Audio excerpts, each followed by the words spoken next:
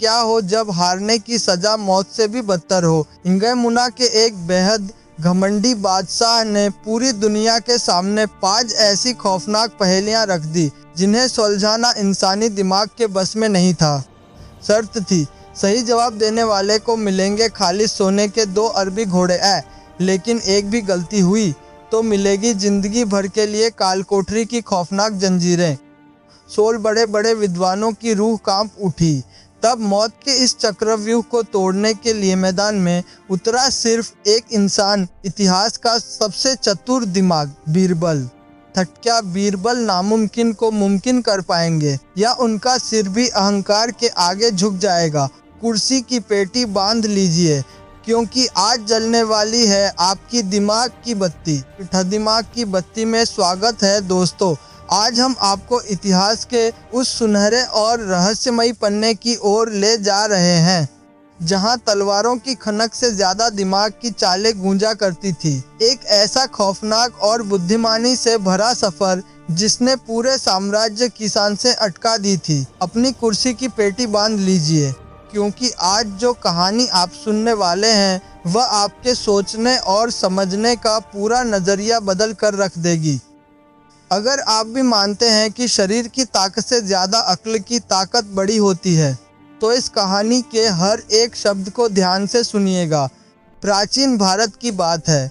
पवित्र यमुना नदी के किनारे एक बेहद विशाल, समृद्ध और शक्तिशाली साम्राज्य बसा हुआ था। यमुना की नीली और शांत लहरें जब इस राज्य के आलीशान महलों की ऊंची और सफ़ेद संगमरमर की दीवारों से टकराती थी तो ऐसा लगता था मानो प्रकृति खुद इस राज्य की महानता के गीत गा रही हो। इस साम्राज्य की सीमाएं मीलों दूर तक फैली हुई थी। दूर दूर के देशों से व्यापारी यहाँ रेशम, मसाले और कीमती रत्नों का व्यापार करने आते थे। राज्य के बाजार हमेशा लोगों की भीड़, घोड़ों की टापों और सिक्कों की खनक से गुलजार रहते थे। चारों तरफ खुशहाली ही खुशहाली थी। खेतों में लहलहाती फसलें और खजाने में सोने चांदी के अंबार लगे थे।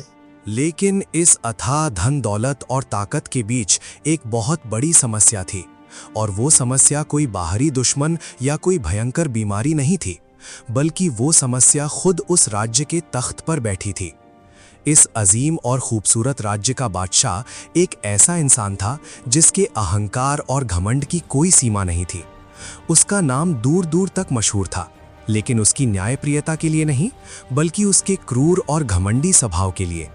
बादशाह को अपने शाही खजाने, अपनी अजेय सेना और अपने विशाल साम्राज्य से भी ज्यादा अपनी बुद्धिमत्ता पर भयंकर घमंड था। उसे लगता था कि इस पूरी धरती पर 7 समंदर पार तक कोई भी ऐसा इंसान पैदा नहीं हुआ है जिसका दिमाग उसके दिमाग से ज्यादा तेज चल सके। बादशाह का दरबार हर सुबह सजता था। उसके सिंहासन को शुद्ध सोने और दुर्लभ हीरों से सजाया गया था। जब वो अपने तख्त पर बैठता तो उसके सिर पर रखा बेशकीमती मुकुट सूरज की रोशनी में चमकता था, जिससे दरबारियों की आंखें चौंधिया जाती थीं। लेकिन उस चमक से ज्यादा खतरनाक उस बादशाह की आंखें थीं, जिनमें हमेशा दूसरों को नीचा दिखाने की एक अजीब सी भूख नजर आती थी। वो अक्सर अपने दरबार में देश विदेश के बड़े बड़े विद्वानों, ज्ञानियों, पंडितों और मौलवियों को आमंत्रित करता था। शुरुआत में लोगों को लगता था कि बादशाह ज्ञान का सम्मान करता है, लेकिन जल्द ही उनका ये भ्रम टूट जाता। बादशाह उन विद्वानों से ऐसे ऐसे घुमावदार, अजीबोगरीब और नामुमकिन सवाल पूछता था जिनका जवाब देना किसी भी साधारण या असाधारण इंसान के बस की बात नहीं होती थी।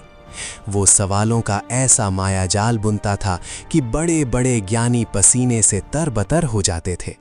जब वे विद्वान हार मानकर अपना सिर झुका लेते, तब बादशाह पूरे दरबार के सामने ठहाके लगाकर हंसता। उसकी वो हंसी इतनी डरावनी और अपमानजनक होती थी कि दरबार की दीवारों से टकराकर वो हर उस विद्वान के स्वाभिमान को छलनी कर देती थी। क्या यही है तुम लोगों का ज्ञान?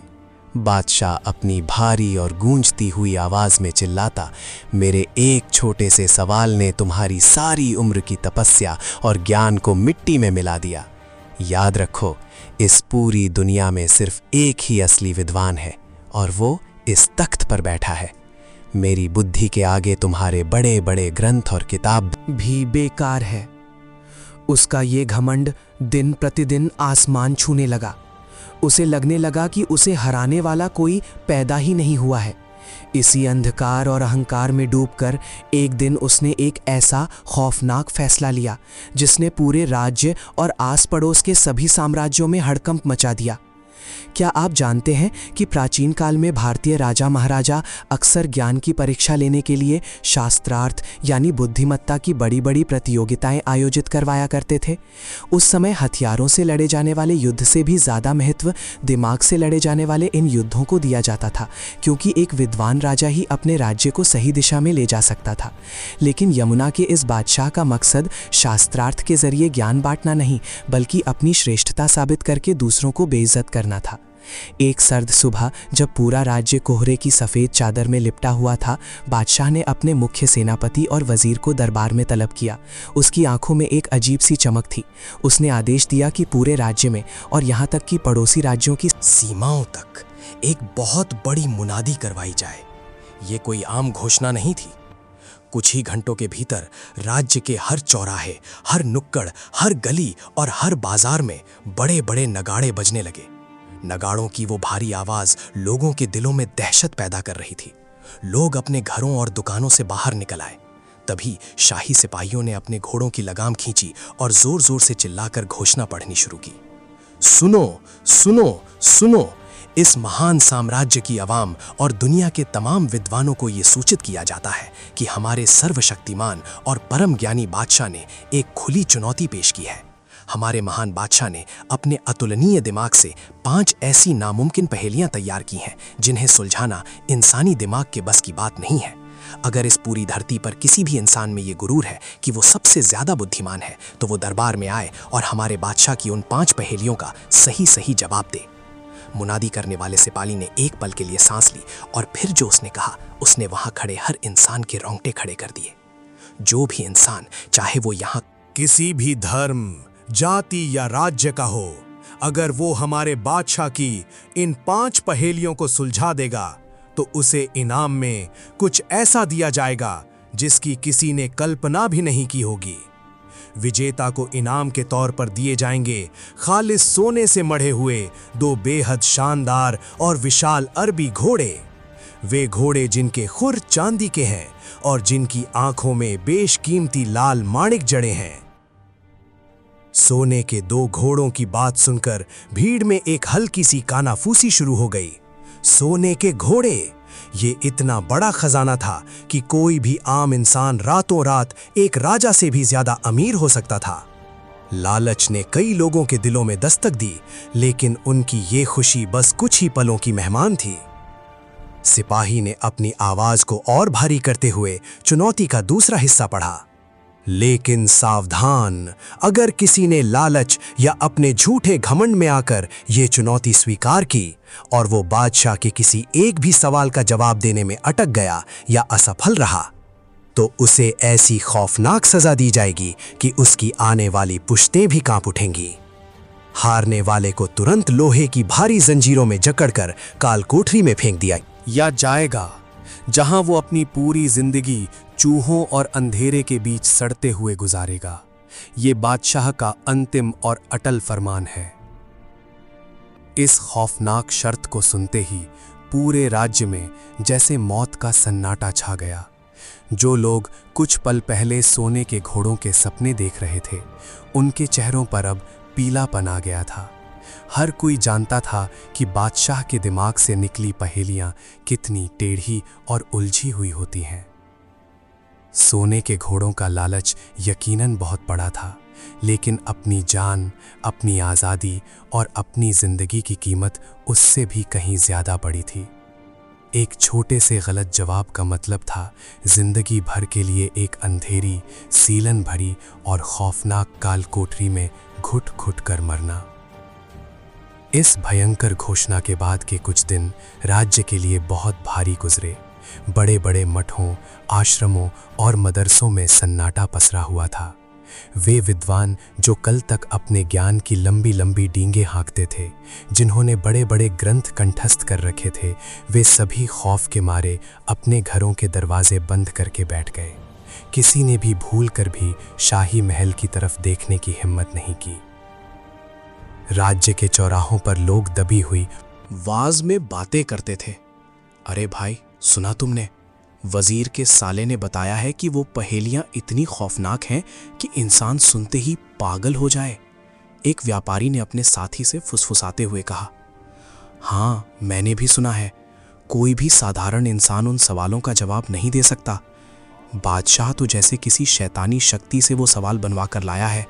जिंदगी प्यारी है भाई, कौन जाएगा उस मौत के कुएं में? दिन बीतते जा रहे थे। बादशाह का घमंड अब 7वें आसमान पर पहुंच चुका था। वो हर रोज अपने खाली दरबार में बैठता, सोने के उन दोनों घोड़ों को अपने सामने खड़ा करवाता और जोर जोर से हंसता। कायर, सबके सब कायर हैं, वो चिल्लाता। पूरी दुनिया में कोई ऐसा दिमाग नहीं बना जो मेरी पहेलियों की धूल भी छू सके। मैं अजेय हूं, मैं ही सबसे बड़ा ज्ञानी हूं। बादशाह का ये अहंकार अब केवल उसके राज्य तक सीमित नहीं रहा था। ये एक चुनौती बन चुका था पूरे देश के विद्वानों के लिए। ये अपमान था हर उस इंसान का जो ज्ञान और विद्या की पूजा करता था। दोस्तों, अगर आपको ये कहानी अब तक रोमांचक लग रही है और आप ये जानने के लिए बेताब कि क्या इस घमंडी बादशाह को कोई सबक सिखा पाएगा, तो तुरंत इस वीडियो को लाइक करें और इसे अपने दोस्तों के साथ जरूर शेयर करें ताकि वो भी इस दिमागी खेल का हिस्सा बन सकें। याद रखिए, जहां शरीर की ताकत खत्म होती है, वहां से दिमाग की बत्ती जलनी शुरू होती है।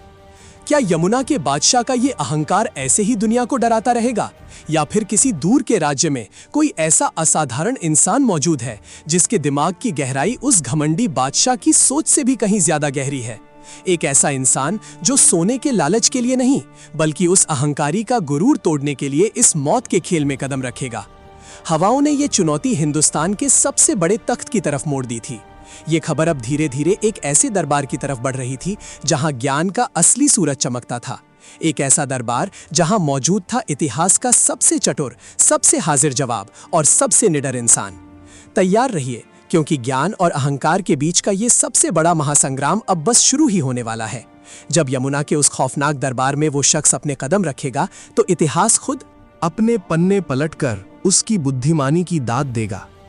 यमुना नदी के किनारे बैठे एक बेहद घमंडी और ताकतवर बादशाह ने अपनी बुद्धि के अहंकार में अंधी होकर पूरी दुनिया के सामने 5 नामुमकिन पहेलियों की एक खौफनाक चुनौती रखती थी।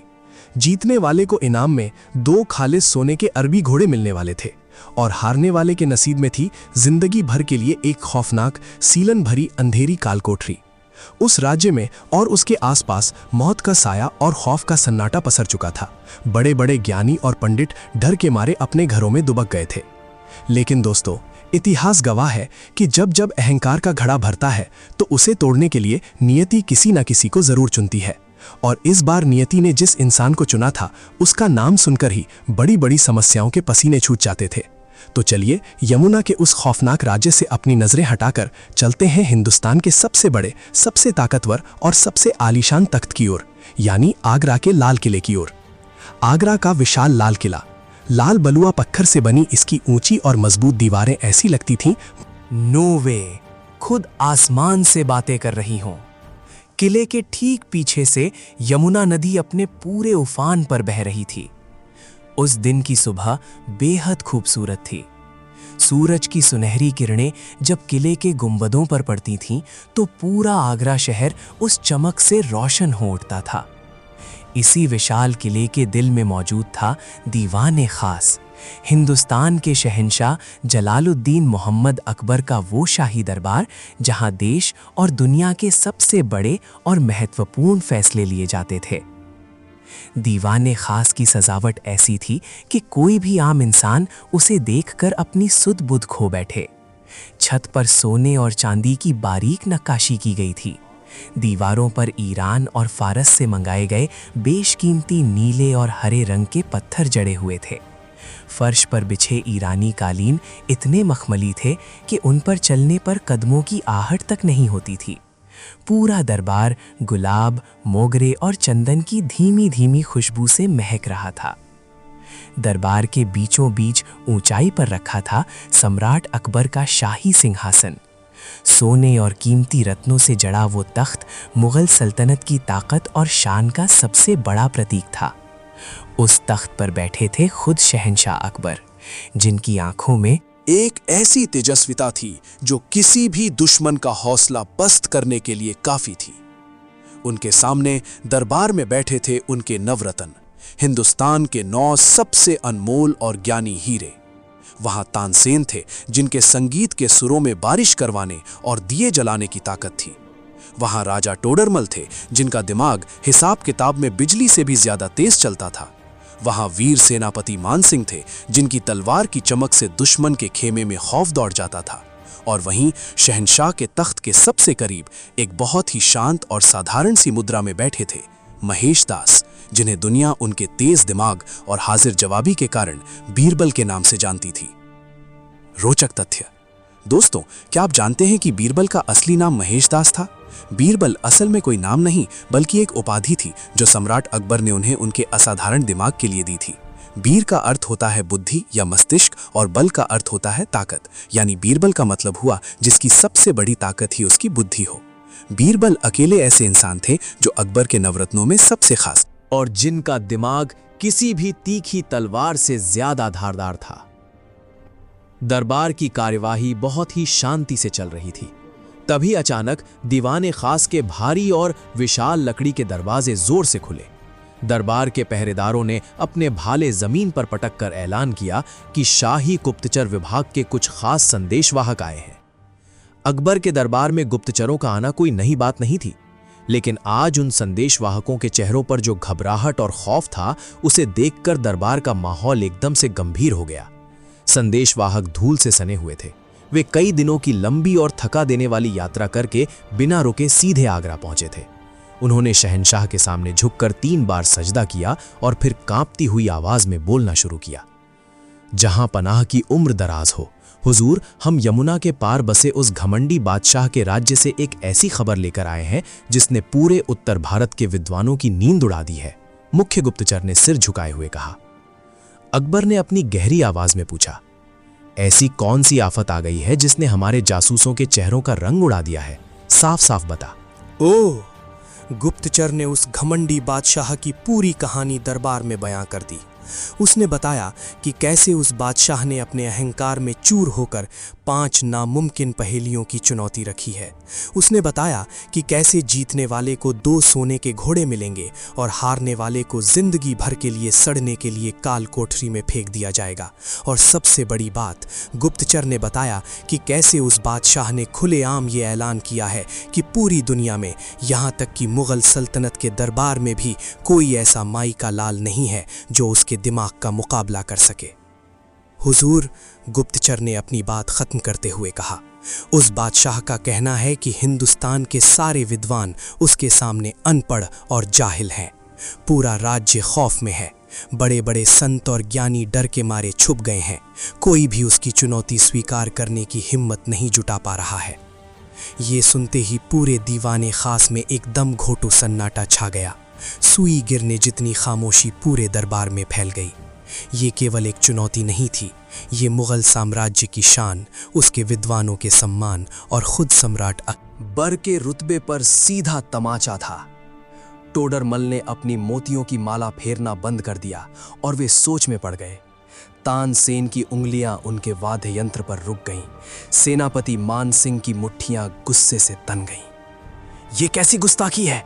मानसिंह गुस्से से अपनी जगह से खड़े होकर गरजे, जहां पनाह, आप बस एक बार हुक्म फरमाएं, मैं अपनी राजपूती सेना लेकर जाऊंगा और उस घमंडी बादशाह के महल की ईंट से ईंट बचा दूंगा, उसकी गर्दन काटकर आपके कदमों में डाल दूंगा। अकबर ने अपना हाथ उठाकर मानसिंह को शांत किया। नहीं मानसिंह, अकबर गंभीर स्वर में बोले, तलवारों से खून बहाना बहुत आसान है, लेकिन ये युद्ध हथियारों का नहीं है। ये लड़ाई दिमाग की है, ज्ञान की है और बुद्धि की है। अगर हमने उस पर हमला किया तो इतिहास यही कहेगा कि हिंदुस्तान के बादशाह के पास उसके सवालों का जवाब नहीं था, इसलिए उसने अपनी ताकत का इस्तेमाल किया। वो बादशाह हमारे ज्ञान को ललकार रहा है। हमें उसका घमंड तलवार से नहीं बल्कि विचारों और बुद्धि से तोड़ना होगा। अकबर की बात सुनकर दरबारियों ने सहमति में सिर हिलाया, लेकिन या अभी भी वहीं की वहीं थी। कौन जाएगा उस मौत के मुंह में? कौन लेगा वो भयंकर जोखिम? क्योंकि सवाल किसी आम इंसान के नहीं थे, बल्कि एक ऐसे इंसान के थे जो दिन रात बस लोगों को फंसाने के लिए ही दिमागी जाल बुनता रहता था। अगर एक भी जवाब गलत हुआ तो आगरा के किले की शान मिट्टी में मिल जाएगी और जाने वाले को जिंदगी भर अंधेरे में सड़ना पड़ेगा। अकबर ने अपनी तेज नजरें पूरे दरबार पर घुमाई। उन्होंने एक एक करके अपने सभी दरबारियों, काजियों और विद्वानों के चेहरों को पढ़ा। हर चेहरे पर एक हिचकिचाहट थी। कोई भी अपनी जान दांव पर लगाने को तैयार नहीं था। शहंशाह को निराश होता देख दरबार के एक कोने से एक शांत लेकिन बेहद आत्मविश्वास से भरी आवाज गूंजी, जहां पनाह, अगर आप इजाजत दें तो मैं इस गुस्ताख बादशाह की पहेलियों का जाल तोड़ने जाना चाहूंगा। ये आवाज किसी और की नहीं बल्कि हिंदुस्तान के सबसे तेज दिमाग वाले इंसान बीरबल की थी। पूरा दरबार एक साथ बीरबल की तरफ देखने लगा। बीरबल अपनी जगह से उठे। उनके चेहरे पर किसी तरह की कोई घबराहट, कोई डर या कोई तनाव नहीं था, बल्कि उनके होठों पर एक बहुत ही हल्की, रहस्यमयी और सुकून देने वाली मुस्कान तैर रही थी। वे अपने चिर परिचित और राजसी अंदाज में शहंशाह के तख्त के सामने आए और अदब से सिर झुकाया। अकबर बीरबल को देखकर मुस्कुराए, लेकिन उनके दिल में बीरबल के लिए एक डर भी था। बीरबल उनके सबसे अजीज दोस्त और उनके दरबार का सबसे अनमोल रत्न थे। बीरबल, अकबर ने फिक्रमंद होते हुए कहा, क्या तुमने गुप्तचर की बात पूरी तरह से सुनी नहीं? ये कोई साधारण वाद विवाद नहीं है। वो बादशाह बहुत ही चालाक और क्रूर है। उसकी पहेलियां कोई बच्चों का खेल नहीं है। अगर तुमसे एक भी चूक हो गई, एक भी शब्द इधर से उधर हो गया, तो वो तुम्हें अपनी काल कोठरी में डाल देगा। मैं अपने दरबार का सबसे अनमोल हीरा ऐसे दांव पर नहीं लगा सकता। बीरबल की मुस्कान और भी गहरी हो गई। उन्होंने अकबर की आंखों में सीधा देखते हुए एक ऐसा जवाब दिया जिसने पूरे दरबार का माहौल बदल कर रख दिया। जहां पनाह, बीरबल की आवाज पूरे दरबार में गूंज उठी।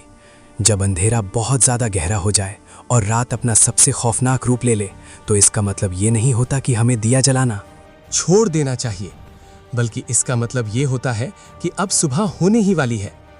उस बादशाह का अहंकार उस घने अंधेरे की तरह है जिसने लोगों के मनों में खौफ पैदा कर दिया है, और ज्ञान वो दिया है जिसकी एक छोटी सी लौ उस पूरे अहंकार के महल को खाक करने के लिए काफी है। बीरबल ने आगे कहा, बुद्धि का असली मजा और इंसान के दिमाग की असली परीक्षा सीधे और सरल सवालों में नहीं होती हुजूर। असली मजा तो उन सवालों में है जिन्हें दुनिया नामुमकिन कहती है। जब तक कोई सवाल हमें रात भर जगाकर सोचने पर मजबूर ना कर दे, तब तक उस सवाल का जवाब खोजने में आनंद कैसा। मुझे उस बादशाह का गुरूर तोड़ने की इजाजत दीजिए जहां पनाह। रोचक तथ्य दोस्तों, बीरबल केवल एक मजाकिया इंसान नहीं थे, बल्कि वे एक बहुत बड़े दार्शनिक और कवि भी थे। वे ब्रह्म उपनाम से कविताएं लिखते थे। उनका मानना था कि ब्रह्मांड का हर रहस्य एक पहेली है और इंसान का दिमाग उस ब्रह्मांड की चाबी है। बीरबल का यही दर्शन उन्हें हर मुश्किल से बाहर निकाल लाता था। क्या बात है बीरबल। दोस्तों, यह है असली आत्मविश्वास। जब दुनिया नामुमकिन कहती है, सुनकर पीछे हट जाती है, तब जो इंसान उसे एक मौके की तरह देखता है वही इतिहास रचता है। अगर आपको बीरबल का ये निडर और बेखौफ अंदाज पसंद आया हो तो अभी इसी वक्त इस वीडियो को लाइक करें और कमेंट बॉक्स में जाकर पूरे जोश के साथ लिखें, बीरबल का जलवा। देखते हैं हमारे कितने दर्शक बीरबल के इस एटीट्यूड के दीवाने हैं। और हाँ, इस वीडियो को अपने उन दोस्तों के साथ ज़रूर शेयर करें जिन्हें दिमागी खेल बहुत पसंद हैं। चलिए अब कहानी में आगे बढ़ते हैं और देखते हैं बीरबल की आगे की रणनीति क्या है। अकबर बीरबल के इस आत्मविश्वास भरे जवाब को सुनकर गदगद हो गए। उनका सारा डर दूर हो गया। वे जानते थे कि बीरबल जिस काम में हाथ डालते हैं उसे अधूरा नहीं छोड़ते। मुझे तुम पर पूरा भरोसा है मेरे दोस्त, अकबर ने मुस्कुराते हुए कहा। तुम्हारी बातों ने साबित कर दिया है कि मुगल सल्तनत की शान तुम्हारे हाथों में पूरी तरह सुरक्षित है।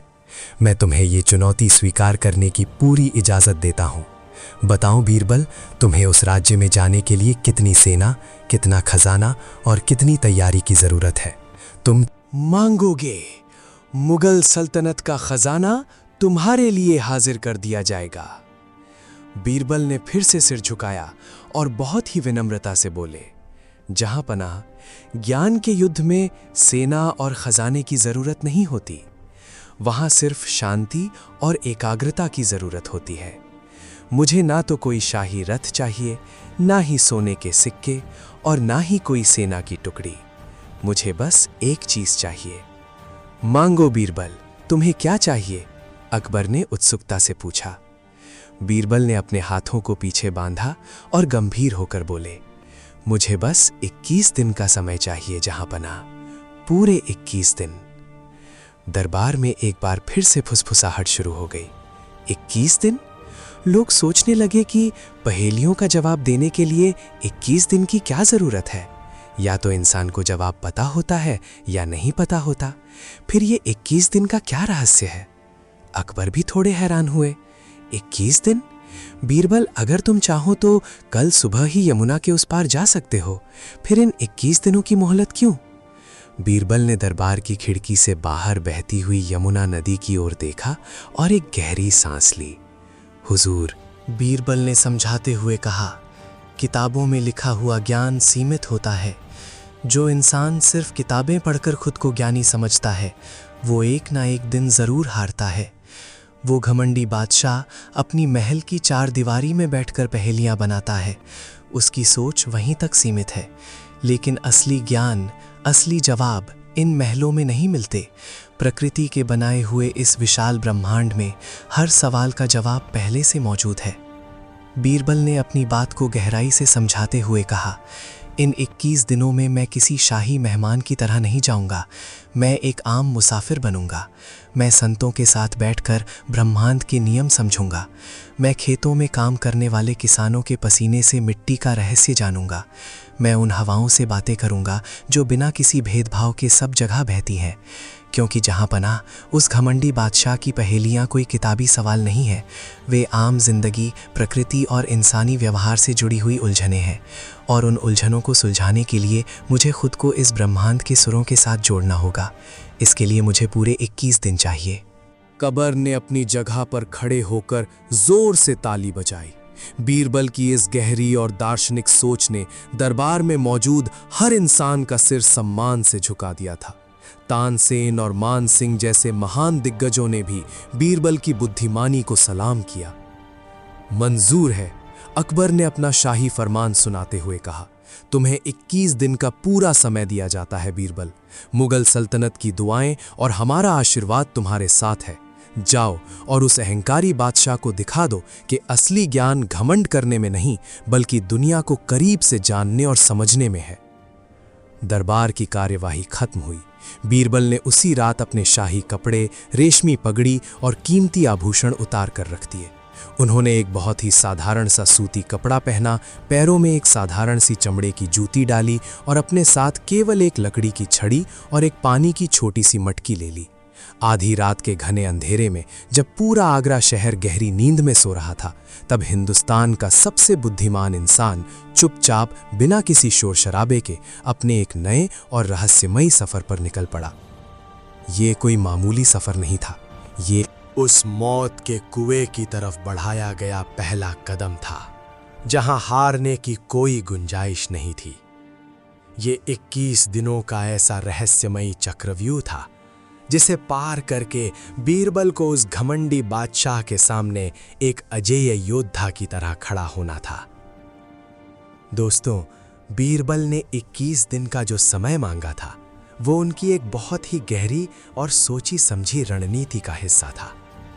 वो जानते थे कि सीधे जाकर चुनौती स्वीकार करने से सामने वाले का मनोबल बढ़ता है, लेकिन अगर कोई आपके सवालों का जवाब ढूंढने के लिए दुनिया की खाक छाने, तो घमंडी इंसान और भी ज्यादा अति आत्मविश्वास का शिकार हो जाता है। अब देखना यह है कि बीरबल इन 21 दिनों की रहस्यमयी यात्रा में कहां-कहां जाते हैं, किन लोगों से मिलते हैं, कौन से ऐसे साधु, संत और फकीर हैं जो उन्हें उन नामुमकिन पहेलियों के सुराग देंगे, और कैसे बीरबल एक एक करके दुनिया के बिखरे हुए ज्ञान को एक धागे में पिरोएंगे। अगर आपके दिमाग की बत्ती भी बीरबल की इस सोच को देखकर जल उठी है तो हमारे चैनल दिमाग की बत्ती को अभी के अभी सब्सक्राइब करें और उस घंटी वाले आइकन को जरूर दबाएं ताकि जब भी रबल अपनी 21 दिनों की यात्रा के रहस्य खोलें। सोचते रहिए, दिमाग लगाते रहिए और हाँ, हमेशा याद रखिए कि आपका दिमाग इस दुनिया का सबसे खतरनाक और सबसे ताकतवर हथियार है। आगरा के किले के उस छोटे से गुप्त दरवाजे से बाहर निकलते ही बीरबल ने अपने पीछे मुगल सल्तनत की सारी सुख सुविधाएं, रेशमी लिबास और शाही रुतबा हमेशा के लिए उस 21 दिन की अवधि तक वहीं छोड़ दिया था। आधी रात का गहरा सन्नाटा था। आसमान में चांद बादलों की ओट में छिपने का खेल खेल रहा था और नीचे धरती पर यमुना नदी की लहरें किसी रहस्यमयी धुन में बह रही थीं। बीरबल के शरीर पर अब कोई कीमती आभूषण नहीं था, बल्कि एक साधारण सा खुरदरा सूती लिबास था। उनके पैरों में आम मुसाफिरों वाली साधारण सी जूतियां थीं और हाथ में एक सूखी लकड़ी की छड़ी थी जो इस लंबे सफर में उनका एकमात्र सहारा बनने वाली थी। कंधे पर एक छोटे से झोले में बस सूखी रोटियां और पानी की एक मटकी थी। बीरबल जानते थे कि घमंड से उपजे सवालों के जवाब कभी भी अहंकार से भरे महलों की चारदीवारी के भीतर नहीं मिलते। उन 5 नामुमकिन पहेलियों की चाबी इस धरती की असाधारण मिट्टी, बहती हवाओं की सरसराहट और आम इंसान के माथे से टपकने वाले पसीने में गहराई तक छिपी हुई थी। ये कोई साधारण भटकाव नहीं था। बीरबल का दिमाग किसी शांत झील की तरह था जिसके भीतर विचारों के बड़े बड़े भंवर उठ रहे थे। वो पैदल ही पूर्व दिशा की ओर निकल पड़े। ये एक ऐसी यात्रा थी जो अज्ञान के घने अंधेरे से शुरू होकर ज्ञान के उस महासागर तक जाने वाली थी जहां बड़े बड़े अहंकारियों का गुरूर पानी के बुलबुले की तरह फूट जाता है। रोचक तथ्य, प्राचीन भारतीय दर्शन में ज्ञान प्राप्ति के 3 मुख्य तरीके बताए गए हैं। श्रवण यानी ध्यान से सुनना, मनन यानी उस पर गहराई से सोचना और निदिध्यासन यानी उसे अपनी आत्मा और अनुभव में उतार लेना। बीरबल की ये 21 दिनों की यात्रा इसी निदिध्यासन का एक जीता जागता रूप थी, जहां वे केवल किताबों से नहीं बल्कि ब्रह्मांड के हर एक कण से सीधे ज्ञान सोखने वाले थे। यात्रा के शुरुआती दिन अत्यंत कठिन थे। ना पैरों तले मखमली कालीन था और ना ही सिर पर शाही छतरी। बीरबल चलते चलते उस पावन और प्राचीन नगरी में पहुंचे जिसे पूरी दुनिया ज्ञान और मोक्ष की राजधानी के रूप में पूजती है, काशी। सूरज की पहली सुनहरी किरण के साथ गंगा नदी के घाटों पर एक ऐसा अद्भुत और अलौकिक दृश्य बिखरा हुआ था जिसे देखकर किसी भी इंसान की थकान पल भर में छूमंतर हो जाए। हर तरफ शंख की पवित्र ध्वनियां गूंज रही थी। हवाओं में वेद मंत्रों का प्राचीन उच्चारण तैर रहा था और पानी में उठती लहरों का अपना एक अलग ही दिव्य संगीत था। बीरबल एक पुराने घाट की ठंडी सीढ़ियों पर चुपचाप बैठ गए। उनकी पैनी नजरें वहां मौजूद बड़े बड़े संतों, तपस्वियों और ज्ञानियों को बहुत ध्यान से देख रही थीं। तभी उनकी नजर एक बेहद बुजुर्ग और दृष्टिहीन सन्यासी पर पड़ी। वो सन्यासी गंगा के किनारे गीली रेत पर बैठा अपनी उंगलियों से कुछ आकृतियां उकेर रहा था। नदी की लहरें आती, उस रेत को धो देती और वो आकृति मिट जाती, लेकिन वो सन्यासी बिना किसी झुंझलाहट के दोबारा वही आकृति बनाने लगता। बीरबल उनके पास गए और बहुत ही विनम्रता के साथ अपना सिर झुकाकर प्रणाम किया। प्रणाम महात्मा, बीरबल ने अत्यंत शांत स्वर में कहा। आप इस रेत पर क्या उकेर रहे हैं? लहरें आती हैं और आपकी सारी मेहनत वो पल भर में मिटा देती हैं, फिर भी आप बिना रुके इसे लगातार बनाए जा रहे हैं। इसका क्या रहस्य है? सन्यासी मुस्कुराया। उसकी आंखों में भले ही दुनिया को देखने वाली रोशनी नहीं थी, लेकिन उसके चेहरे की झुर्रियों में पूरे ब्रह्मांड का तेज साफ झलक रहा था। ए मुसाफिर, सन्यासी ने एक बहुत ही गहरी और गूंजती हुई आवाज में कहा, मैं समय का चित्र बना रहा हूं। क्या तुमने कभी समय को अपनी आंखों से देखा है? वो एक ऐसा पिता है जो कभी थकता नहीं, कभी रुकता नहीं। इन लहरों का काम है पुरानी चीजों को मिटाना और समय का काम है निरंतर चलते रहना। बीरबल वहीं उस गीली रेत पर सन्यासी के पास बैठ गए। समय का पिता? महात्मा, इस ब्रह्मांड में समय का ये चक्र आखिर कैसे चलता है? कृपया मुझे इस रहस्य के बारे में विस्तार से बताइए। सन्यासी ने अपनी सूखी और कांपती हुई उंगलियों से रेत पर एक बड़ा सा गोला बनाया। ये ब्रह्मांड एक बहुत विशाल परिवार की तरह है। समय रूपी एक महापिता है जिसके पास अनगिनत संतानें हैं। लेकिन अगर हम मानव जीवन के चक्र और पंचांग को देखें तो एक महीने को ही ले लो। महीने के दिन और रातें ही उस पिता की संतानें हैं। उनमें से आधे दिन उजाले से भरे होते हैं, जिन्हें तुम अपनी भाषा में गोरे कह सकते हो, और आधी रातें घने अंधकार से भरी होती हैं, जिन्हें तुम काले कह सकते हो। ये उजाले और अंधेरे के बेटे ही निरंतर जन्म लेते हैं और मरते हैं, और इन्हीं के कंधों पर ये पूरी सृष्टि टिकी हुई है। एक पिता के अनेक बेटे जो आधे काले हैं और आधे गोरे। ये सुनते ही बीरबल के दिमाग के भीतर जैसे एक तेज बिजली सी कौंध गई। एक बाप के 18 बेटे, आधे काले आधे गोरे। बीरबल धीरे से बुदबुदाए। उस घमंडी बादशाह की पहली पहेली का सिरा सीधे उनके हाथ लग चुका था। बादशाह ने जिस पहेली को दुनिया की सबसे नामुमकिन चीज समझकर अपने गुरूर का ताज बनाया था, उसका जवाब काशी के एक दृष्टिहीन सन्यासी की इतनी सहज और सरल बातों में छिपा था। 18 बेटों से उस बादशाह का तात्पर्य महीने के उन्हीं दिन और रातों से था जो उजाले और अंधेरे का प्रतीक बनकर इस दुनिया को चलाते हैं। बीरबल ने उस महान महात्मा के चरण स्पर्श किए और वहां से आगे की ओर बढ़ चले। उनके चेहरे पर अब एक गहरी संतुष्टि थी। लेकिन उनका सफर अभी बहुत लंबा था और बाकी बची पहेलियां और भी ज्यादा उलझी हुई थीं। काशी के घाटों की उस दिव्य शांति को पीछे छोड़ते हुए बीरबल अब विंध्याचल के घने और रहस्यमयी जंगलों की ओर निकल पड़े। यहाँ का माहौल शहर और गांव से बिल्कुल ही अलग था। ऊंचे ऊंचे और विशालकाय पेड़ आसमान को छूने की होड़ में लगे थे। सूरज की तेज रोशनी भी उन घने पत्तों के जाल को चीरकर जमीन तक बहुत मुश्किल से पहुंच पाती थी।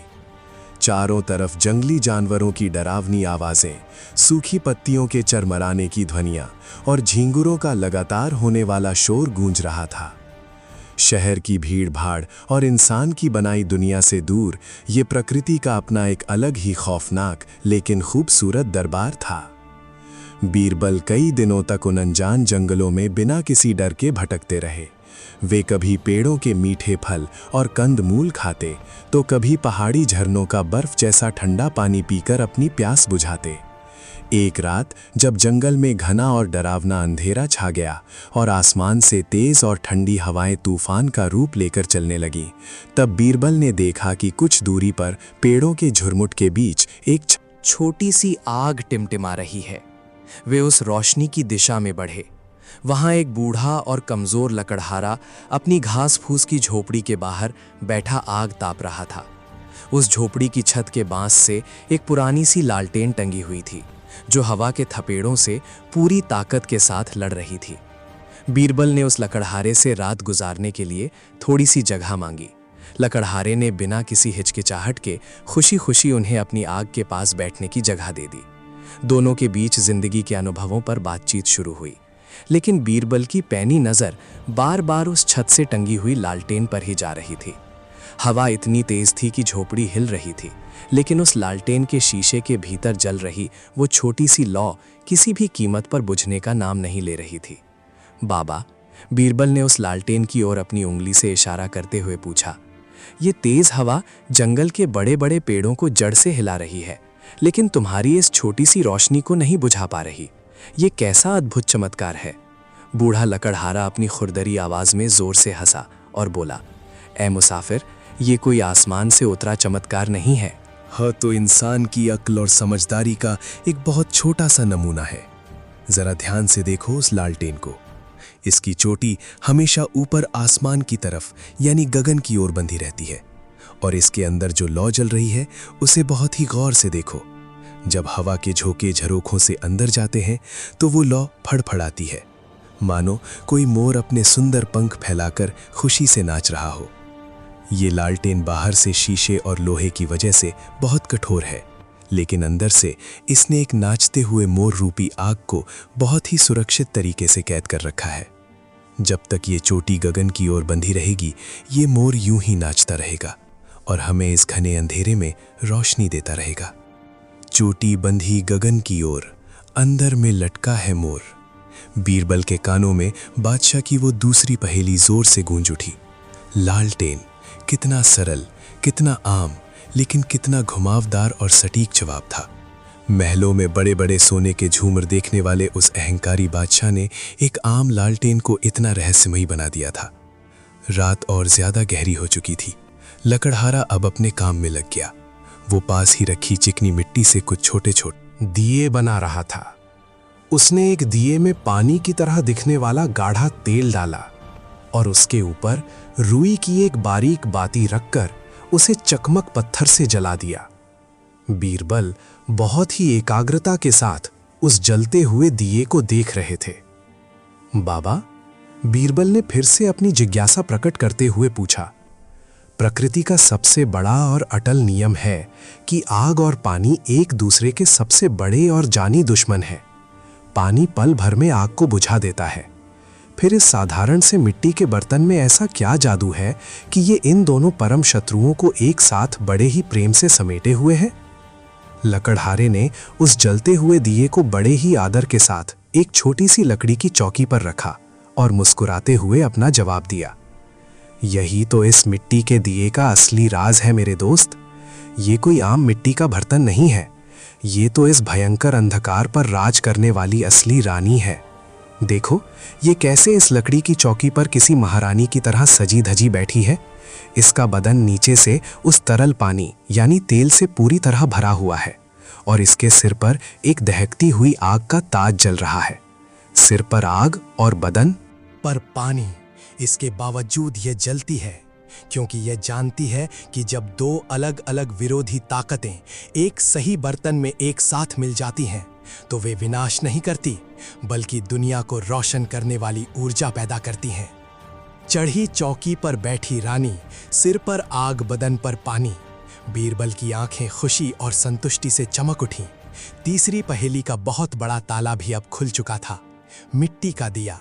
जो बात बड़े बड़े ग्रंथों को रटने वाले विद्वानों के लिए लोहे के चने चबाने जैसी थी, वो एक अत्यंत साधारण और गरीब लकड़हारे की जिंदगी का एक आम और रोजमर्रा का हिस्सा थी। बीरबल ने मन ही मन उस घमंडी बादशाह की संकीर्ण सोच पर बहुत तरस खाया। वो बादशाह जो खुद को पूरी दुनिया का सबसे बड़ा ज्ञानी मानता था, उसकी पहेलियां महलों के बाहर एक छोटी सी झोपड़ी में दम तोड़ रही थीं। बीरबल को ये पूरी तरह से एहसास हो गया कि असली ज्ञान कभी भी घमंड के ऊंचे सिंहासन पर नहीं बैठता। वो हमेशा विनम्रता की जमीन पर नंगे पैर चलता है। दोस्तों, जैसे जैसे बीरबल ज्ञान के इस सफर में आगे बढ़ रहे थे, वैसे वैसे ये साबित हो रहा था कि असली समझदारी आसपास की चीजों को बारीकी से देखने में है। अगर बीरबल का ये अंदाज आपके दिमाग की बत्तियों को भी रोशन कर रहा है, तो इस ज्ञान को केवल अपने तक सीमित मत रखिए। इसे अपने दोस्तों के साथ साझा कीजिए। इस विचार को अपने दिल में लाइक कीजिए और ऐसी ही बुद्धिमानी भरी बातों से हमेशा जुड़े रहने का संकल्प लीजिए। ज्ञान का ये सफर अभी खत्म नहीं हुआ है। चलिए आगे बढ़ते हैं। जंगलों के उन गहरे रहस्यों को सुलझाने के बाद बीरबल का सफर अब भारत के उन असली और धड़कते हुए दिलों की तरफ मुड़ गया जिन्हें हम गांव कहते हैं। 21 दिन की अवधि अब अपने बिल्कुल अंतिम पड़ाव पर पहुंच चुकी थी। दिन बहुत ही तेजी के साथ रेत की तरह मुट्ठी से फिसल रहे थे। बीरबल पैदल चलते चलते अब एक ऐसे दूर दराज के गांव में पहुंचे जहां सीधे साधे किसान अपने खेतों में कड़ी धूप में पसीना बहा रहे थे। चिलचिलाती धूप में सूखी मिट्टी की सोंधी खुशबू और बैलों के गलों में बंधी पीतल की घंटियों की मीठी आवाजें हवा में तैर रही थीं। लगातार कई दिनों तक चलने के कारण बीरबल का शरीर अब बुरी तरह थक चुका था और उनके गले में भयंकर खराश हो गई थी। वे एक छोटे से मिट्टी और गोबर से लीपे हुए घर के साफ सुथरे आंगन में रुक गए। वहां एक बहुत ही बुजुर्ग महिला सूप से अपना अनाज साफ कर रही थी। बीरबल ने बहुत ही विनम्र आवाज में उससे थोड़ा सा पानी मांगा। बुजुर्ग महिला ने बीरबल की वो थकी हुई हालत और उनकी सूखी हुई खांसी देखी। वो तुरंत उठकर घर के अंदर गई और कुछ ही पलों में पानी के बजाय एक गहरे हरे रंग का तरल पदार्थ एक छोटे से मिट्टी के कुल्हड़ में भर कर ले आई। इसे बिना कुछ सोचे पी लो बेटा, उस महिला ने बहुत ही ममता भरे स्वर में कहा। ये तुम्हारे गले की ये भयानक खराश और शरीर की सारी पुरानी थकान को पल भर में जड़ से दूर कर देगा। बीरबल ने जैसे ही उस कुल्हड़ को अपने होठों से लगाया और पहला घूंट भरा, एक भयंकर और कंपा देने वाली कड़वाहट उनके पूरे मुंह और गले में फैल गई। वे एक पल के लिए बुरी तरह ठिठक गए और उनका चेहरा अजीब सा हो गया। महिला उनकी हालत देखकर जोर से हंस पड़ी। बहुत ज्यादा कड़वा लगाना? ये नीम के ताजे पत्तों का निकला हुआ रस है मुसाफिर, देखने में हरा और पीने में किसी तेज जहर जैसा कड़वा। इंसान की ये हमेशा से रोती है कि वो केवल मीठी और अच्छी लगने वाली चीजों के पीछे ही भागता है, लेकिन हमारी प्रकृति का ये बहुत ही बड़ा नियम है कि जो चीज मुंह को सबसे ज्यादा कड़वी लगती है वही शरीर और आत्मा के लिए सबसे ज्यादा मीठी और फायदेमंद साबित होती है। नीम का ये स्वाद भले ही तुम्हारे मुंह को कड़वा कर दे, लेकिन शरीर के अंदर जाकर ये तुम्हारे खून को साफ करता है, सारी बीमारियों को काटता है और जीवन को एक मीठी और लंबी सौगात देता है। इसकी बात भले ही कड़वी है, लेकिन इसका परिणाम हमेशा बहुत मीठा होता है। मुंह कड़वा पर मीठी बात। बीरबल के सूखे हुए होठों पर एक बहुत ही चौड़ी, विजयी और सुकून भरी मुस्कान फैल गई। चौथी पहेली का जवाब था नीम का पेड़। वो अहंकारी बादशाह कितनी बड़ी भूल कर रहा था। वो केवल चीजों के बाहरी और दिखावटी रूप को देख रहा था, जबकि असली सत्य और ज्ञान उसके भीतर गहराई में छिपा था। रोचक तथ्य, भारतीय आयुर्वेद के महान ग्रंथों में नीम को सर्व रोग निवारणी कहा जाता है, जिसका अर्थ है सभी प्रकार की बीमारियों का नाश करने वाली महाऔषधि। इसके हर एक हिस्से, पत्ते, छाल, निम्बोली, रर में जादुई औषधीय गुण मौजूद होते हैं। बीरबल ने केवल उस बादशाह की पहेली ही नहीं सुलझाई थी, बल्कि प्रकृति के इस महान खजाने के महत्व को भी बहुत करीब से महसूस किया था। अब बीरबल के पास केवल आखिरी पहेली बची थी, बादशाह की पांचवी और सबसे बड़ी तथा सबसे खतरनाक चुनौती, जिसे उसने खुद नामुमकिन का तमगा दिया था। दो बहनों का नाम एक हरी एक काली। बीरबल उसी दयालु महिला के आंगन में कुछ और देर के लिए बैठे रहे। कुछ देर आराम करने के बाद महिला अपनी रसोई में गई और चूल्हे पर खाना पकाने लगी। देखते ही देखते उस छोटे से आंगन में भुनते हुए मसालों की एक बहुत ही तेज, जादुई और मनमोहक खुशबू पूरी तरह से फैल गई। उस खुशबू ने बीरबल का ध्यान अपनी ओर खींच लिया। बीरबल उठकर उस रसोई के छोटे से दरवाजे तक गए। महिला जमीन पर बैठकर सिलबट्टे पर कुछ बहुत ही ध्यान से पीस रही थी। माँ, बीरबल ने उत्सुकता से पूछा, ये कौन सा अद्भुत मसाला है जिसकी खुशबू इतनी ज्यादा जादुई और रूह को खुश करने वाली है? महिला ने पीसना रोका और अपनी हथेलियां बीरबल के सामने खोल दी। उसके एक हाथ में कुछ छोटे हद सुंदर हरे रंग के दाने थे और दूसरे हाथ में कुछ थोड़े बड़े काले रंग के खुरदरे दाने थे। बेटा, ये दोनों आपस में बहनें हैं, महिला ने बहुत ही सादगी से मुस्कुराते हुए कहा। इन्हें हमारी भाषा में इलायची कहते हैं। ये जो छोटी और हरे रंग की बहन है, इसे हम खीर और मीठे पकवानों में डालकर उसकी खुशबू बढ़ाते हैं, और ये जो थोड़ी बड़ी और काले रंग की बहन है, इसे हम तीखे मसालों, पुलाव और सब्जियों में डालते हैं। दोनों का नाम इलायची है, दोनों एक ही परिवार की हैं, लेकिन दोनों का रंग और रसोई में काम बिल्कुल अलग अलग है। एक हरी है और एक काली, लेकिन दोनों मिलकर जब खाने में पड़ती हैं तो हमारी इस छोटी सी रसोई की शान किसी शाही दरबार से भी ज्यादा बढ़ा देती हैं। बीरबल की आंखें खुशी और परम आनंद से पूरी तरह छलक उठीं। पांचवी और सबसे नामुमकिन समझी जाने वाली पहेली का जवाब एक अत्यंत गरीब महिला की साधारण सी मिट्टी की रसोई में सिलबट्टे पर पीस रहा था। दो बहनें, एक ही नाम, एक का रंग हरा, एक का रंग काला, इलायची। वो 21वें दिन की आखिरी रात थी। बीरबल उस गांव के बाहर एक अत्यंत विशाल और पुराने बरगद के पेड़ के नीचे अकेले बैठे थे। ऊपर आसमान में अनगिनत तारे टिमटिमाते हुए इस ब्रह्मांड की विशालता का एहसास करा रहे थे। एक बहुत ही शांत और ठंडी हवा चल रही थी। बीरबल ने अपनी आंखें धीरे से बंद कर ली। इन 21 दिनों में उन्होंने जो कुछ भी देखा था, जो कुछ भी सुना था और जो कुछ भी अपनी आत्मा तक महसूस किया था, वो सब किसी चलचित्र की भांति उनके दिमाग में लगातार घूमने लगा। उन्होंने शहंशाह अकबर के महल की वो सारी सुख सुविधाएं छोड़ी, राजसी ठाट बाट का मोह छोड़ा और एक बिना नाम वाले भिखारी की तरह दर दर भटके।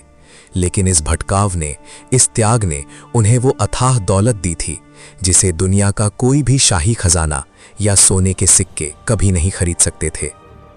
काशी के घाटों पर बैठा वो अंधा सन्यासी और समय के वे काले और गोरे बेटे, जंगल का वो बूढ़ा और अनुभवी लकड़हारा और लालटेन के शीशे में नाचता हुआ आग का वो मोर, मिट्टी के दिए की वो शांत रानी जिसके सिर पर हमेशा आग रहती है और बदन पर हमेशा पानी रहता है, वो कड़वा लेकिन गुणों से भरा नीम जिसकी बातें किसी मीठे अमृत से भी ज्यादा असरदार थीं।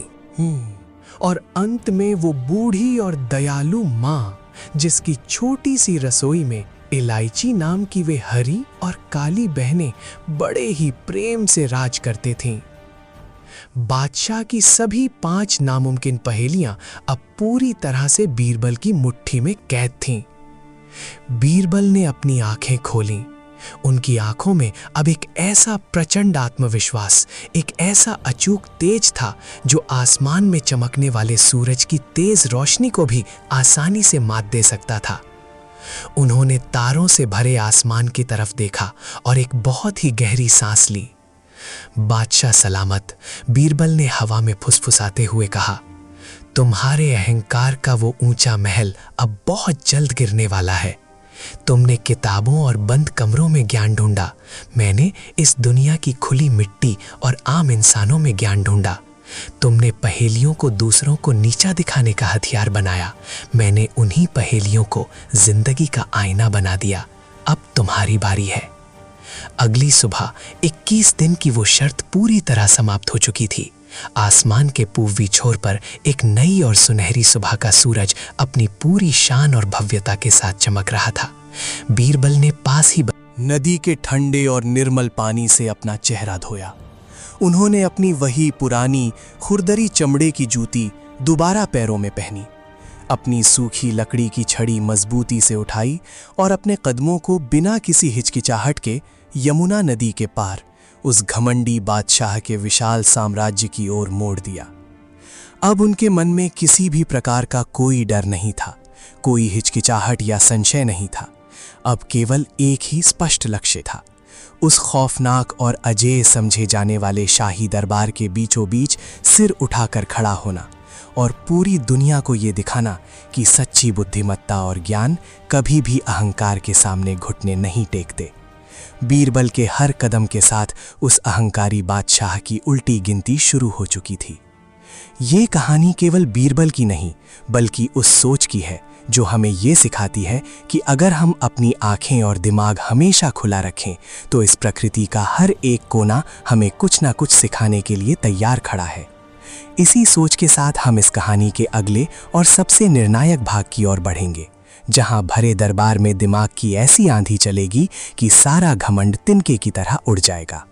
यमुना नदी के पार बसे उस विशाल और शक्तिशाली साम्राज्य का मुख्य दरबार आज किसी आम दिन की तरह नहीं लग रहा था। 21वें दिन की वो सुबह एक अजीब सी खामोशी और दहशत लेकर आई थी। दरबार की भव्यता देखने लायक थी। सफेद संगमरमर से बने उस विशाल कक्ष की छत इतनी ऊंची थी कि इंसान की नजर जाते जाते थक जाए। छत पर सोने और नीलम की बारीक नक्काशी की गई थी और बीचों बीच से लटक रहे विशाल स्फटिक के झूमर सूरज की रोशनी को सोखकर पूरे दरबार में सतरंगी किरणें बिखेर रहे थे। दरबार की दीवारें इतनी चौड़ी थीं कि उनके भीतर से आती ठंडी हवा भी आज लोगों के पसीने नहीं सुखा पा रही थी। हर तरफ एकदम घूंटू सन्नाटा पसरा हुआ था। राज्य का हर बड़ा दरबारी, वजीर, सेनापति और दूर दराज से आए हुए कुछ गिने चुने कांपते हुए विद्वान अपनी अपनी कुर्सियों पर ऐसे बैठे थे मानो उनके शरीरों में जान ही ना हो। दरबार के बिल्कुल बीचों बीच फर्श पर बिछे लाल मखमली कालीन के दाईं ओर वे दोनों बेशकीमती अरबी घोड़े खड़े थे, जिनका वादा बादशाह ने इनाम के तौर पर किया था। उन घोड़ों की खूबसूरती ऐसी थी कि कोई भी इंसान पलकें झपकाना भूल जाए। घोड़ों के शरीर को खालिस सोने के पतले और चमकदार तारों से मढ़ा गया था। उनके खुरों पर असली चांदी की परत चढ़ाई गई थी और उनकी आंखों की जगह गहरे लाल रंग के दुर्लभ माणिक जड़े गए थे। जब झूमर की रोशनी उन घोड़ों पर पड़ती तो उनकी चमक से देखने वालों की आंखें चौंधिया जाती थीं। लालच पैदा करने के लिए इससे बड़ा कोई जाल इस दुनिया में नहीं हो सकता था। लेकिन उसी लाल कालीन के बाईं ओर का दृश्य इतना खौफनाक था कि उसे देखकर अच्छे अच्छों की रूह कांप जाए। वहां काल कोठरी के दो विशाल और क्रूर पहरेदार खड़े थे। उनके चेहरों पर काले नकाब थे और उनकी मांसपेशियां चट्टानों की तरह सख्त थीं। उनके हाथों में भारी जंग लगी हुई लोहे की जंजीरें और हथकड़ियां थीं।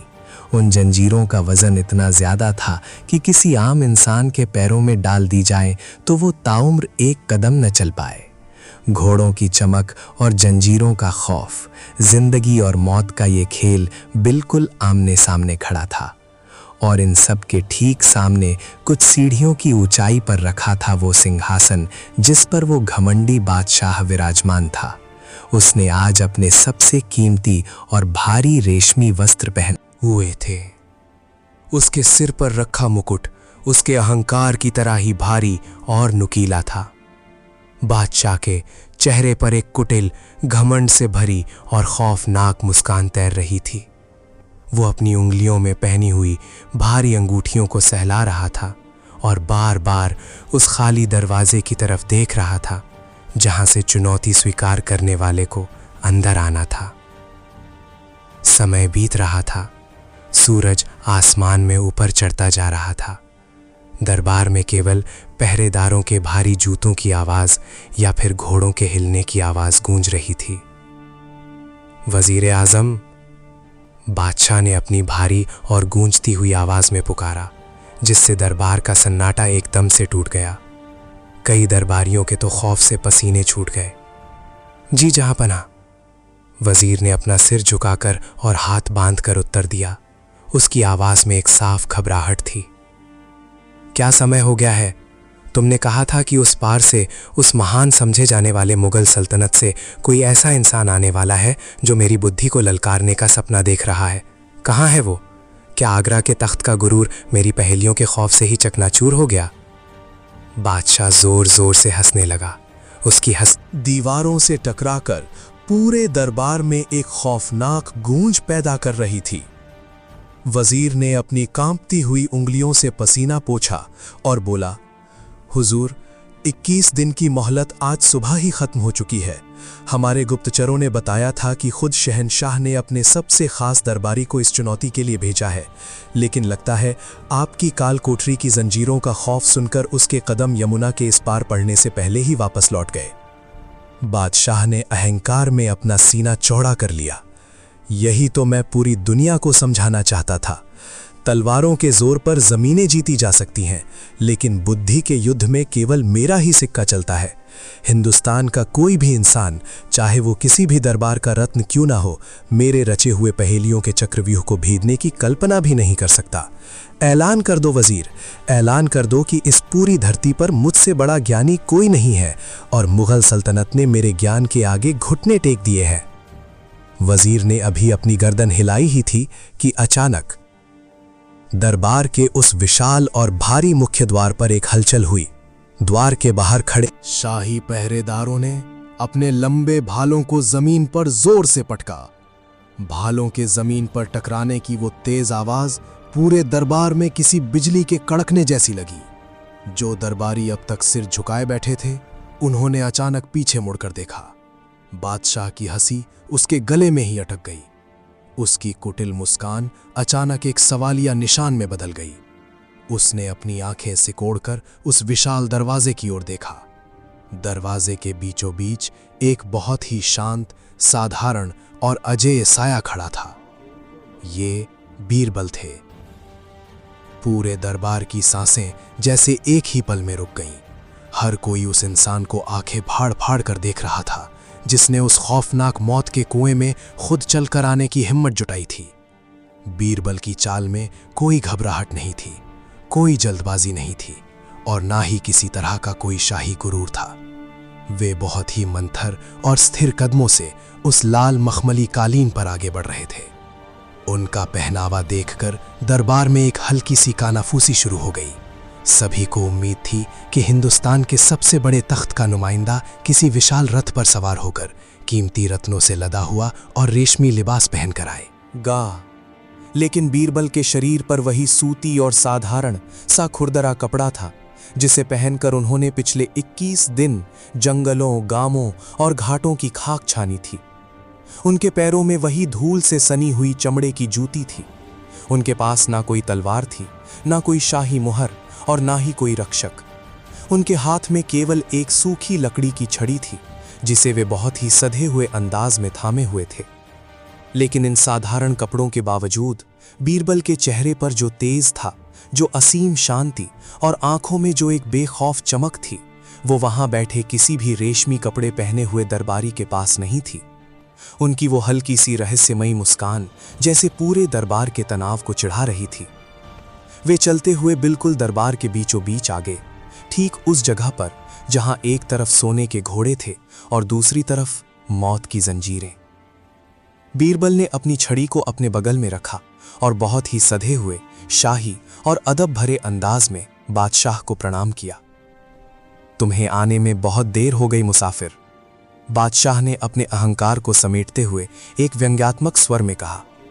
मुझे लगा था कि मुगल सल्तनत अपने किसी खुद बड़े और नामी विद्वान को भेजेगी जिसने सोने और चांदी के धागों से बुने कपड़े पहने हों, लेकिन ये क्या, आगरा के दरबार ने मेरे ज्ञान का मुकाबला करने के लिए एक भिखारी को भेज दिया।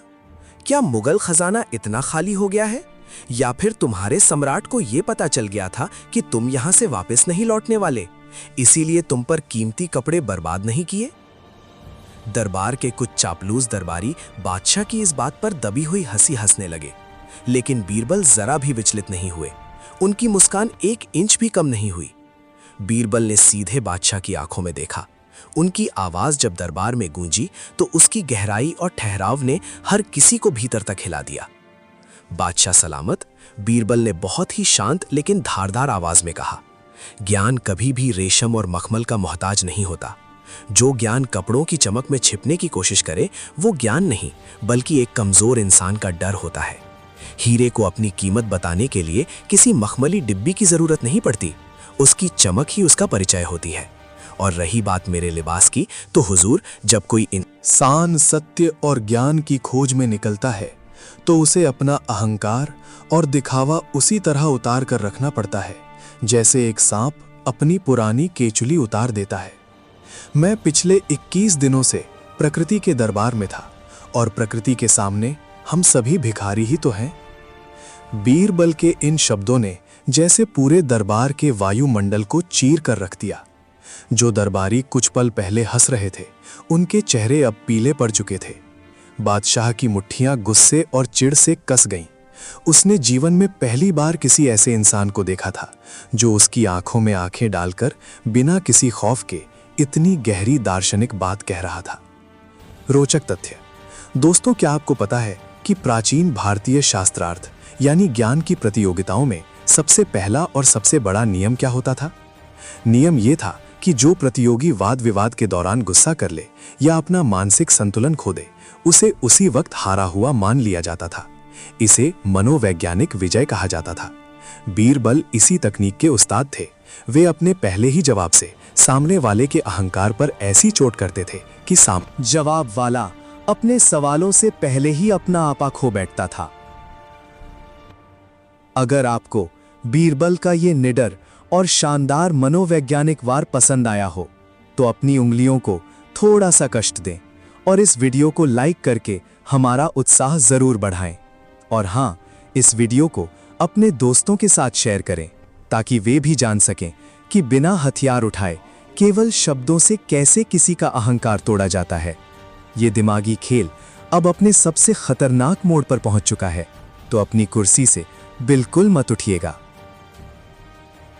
बादशाह ने अपने सिंहासन से थोड़ा आगे की ओर झुकते हुए कहा, तुम्हारी बातें तुम्हारे कपड़ों से ज्यादा लंबी हैं ए मुसाफिर। बातों के जाल बुनना बहुत आसान है, लेकिन मेरे बुने हुए पहेलियों के चक्रव्यूह से बाहर निकलना बिल्कुल नामुमकिन है।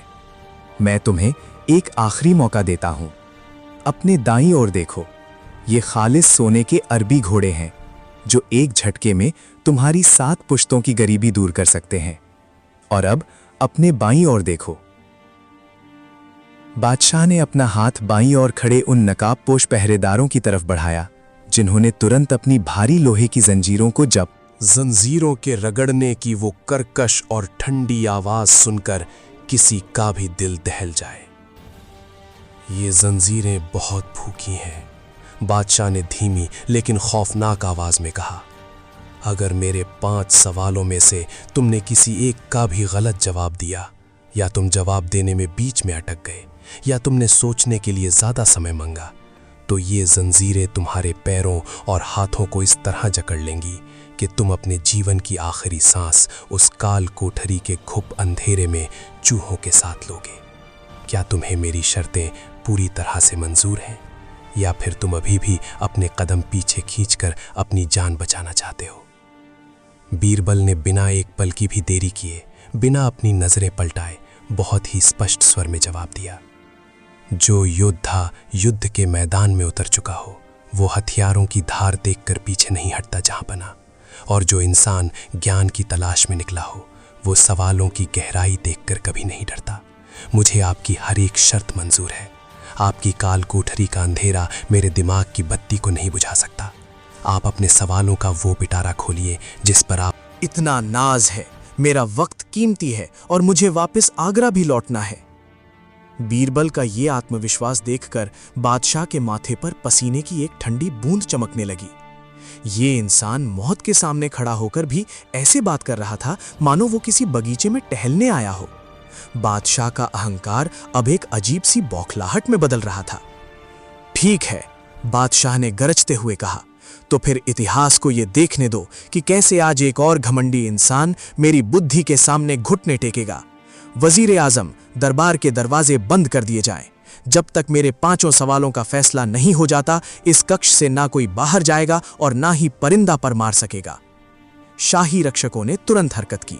दरबार के वे विशाल लकड़ी के दरवाजे एक भारी और गूंजती हुई आवाज के साथ हमेशा के लिए बंद कर दिए गए। बाहर की दुनिया से उस दरबार का संपर्क पूरी तरह कट गया। अब केवल वो विशाल कक्ष था। वहां मौजूद डरे हुए दरबारी थे, सिंहासन पर बैठा वो अहंकारी बादशाह था, और दरबार के बीचों बीच एक चट्टान की तरह अड़े खड़े बीरबल थे। वजीर ने कांपते हुए हाथों से एक पुराना भोजपत्र निकाला। इस पर बादशाह के वे खौफनाक सवाल लिखे हुए थे।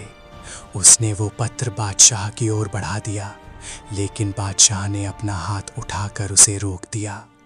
मुझे इन पन्नाओं की जरूरत नहीं है वजीर, बादशाह ने अपनी छाती ठोकते हुए कहा। ये पहेलियां मेरे दिमाग की उपज हैं और ये मेरे खून में दौड़ती हैं।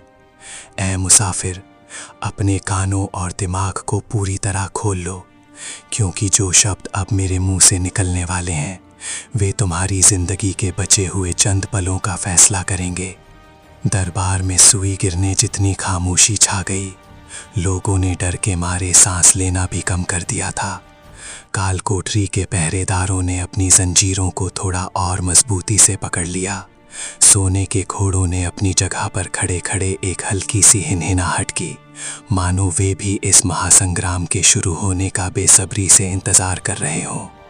बीरबल ने अपनी आंखें एक पल के लिए बंद की। उनके जहन में पिछले 21 दिनों का वो पूरा सफर एक बिजली की तरह दौड़ गया। काशी का वो अंधा सन्यासी, जंगल का वो बूढ़ा लकड़हारा, गांव की वो नीम वाली महिला और रसोई में इलायची पीसने वाली वो दयालु माँ, वे सब चेहरे बीरबल के ध्यान में एक एक करके आए।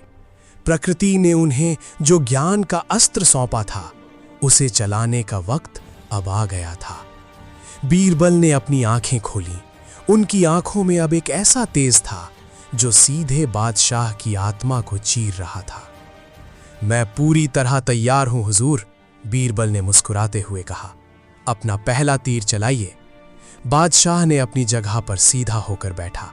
उसने एक गहरी सांस खींची और अपनी भारी गूंजती हुई आवाज में अपनी उस पहली और खौफनाक पहेली को दरबार के सन्नाटे में छोड़ दिया। ये वो क्षण था जिसके लिए पूरी दुनिया की सांसें रुकी हुई थीं। दो महाशक्तियों का नहीं, बल्कि दो दिमागी सूरमाओं का आमना सामना हो रहा था। एक तरफ वो ज्ञान था जो महलों के अहंकार में पैदा हुआ था, और दूसरी तरफ वो समझदारी थी जो आम जिंदगी की मिट्टी से उपजी थी। क्या बीरबल का वो प्रकृति से लिया गया ज्ञान इस शाही दरबार की घुमावदार भाषा का मुकाबला कर पाएगा? क्या बादशाह अपनी पहेली में कुछ ऐसे शब्दों का हेरफेर करेगा जो बीरबल को उलझा दे? जंजीरें तैयार हैं और सोने के घोड़े भी। ये केवल एक सवाल नहीं, बल्कि जिंदगी और मौत का सबसे बड़ा दांव है। इस भयंकर खामोशी और सवालों के इस चक्रव्यूह का अंजाम क्या होगा? क्या बीरबल का आत्मविश्वास बना रहेगा या बादशाह की चालें उन पर भारी पड़ेंगी? ये दिमागी युद्ध अब ऐसे मोड़ पर है जहां से पलकें झपकाना भी गुनाह है। इसी तनाव और रोमांच के साथ हम आगे बढ़ेंगे। दरबार के उस दम घोटू सन्नाटे में बादशाह की गूंजती हुई आवाज ने जैसे हवा में भी खौफ के कांटे बो दिए थे। उसने अपने सिंहासन से थोड़ा आगे की ओर झुकते हुए अपनी पहली पहेली पूरे दरबार के सामने फेंक दी। सुनो ए मुसाफिर, बादशाह की आवाज में गुरूर कूट कूट कर भरा था। मेरी पहली पहेली है। एक बाप के 18 बेटे, आधे काले आधे गोरे। अगर तुम्हारे पास सच में ब्रह्मांड का ज्ञान है तो बताओ वो बाप कौन है और उसके वे काले गोरे बेटे कौन है। सोच लो, एक गलत जवाब और तुम्हारे पैरों में वो काल कोठरी की जंजीरें हमेशा के लिए लिपट जाएंगी। पहेली सुनते ही दरबार के बड़े बड़े वजीरों और दरबारियों ने अपने सिर झुका लिए। किसी की समझ में कुछ नहीं आ रहा था। कोई सोच रहा था कि क्या ये किसी राजा और उसकी संतानों की कहानी है। कोई सोच रहा था कि क्या ये किसी जानवर या पक्षी की बात हो रही है। वजीर आजम ने चुपके से काल कोठरी के पहरेदारों की तरफ देखा और उन्हें जंजीरें तैयार रखने का इशारा कर दिया। लेकिन बीरबल के चेहरे पर शिकन का एक कतरा भी नहीं था। उनकी आंखों के सामने काशी के घाट पर बैठे उस दृष्टिहीन और परम ज्ञानी सन्यासी का चेहरा घूम गया, जो रेत पर समय का चक्र बना रहा था।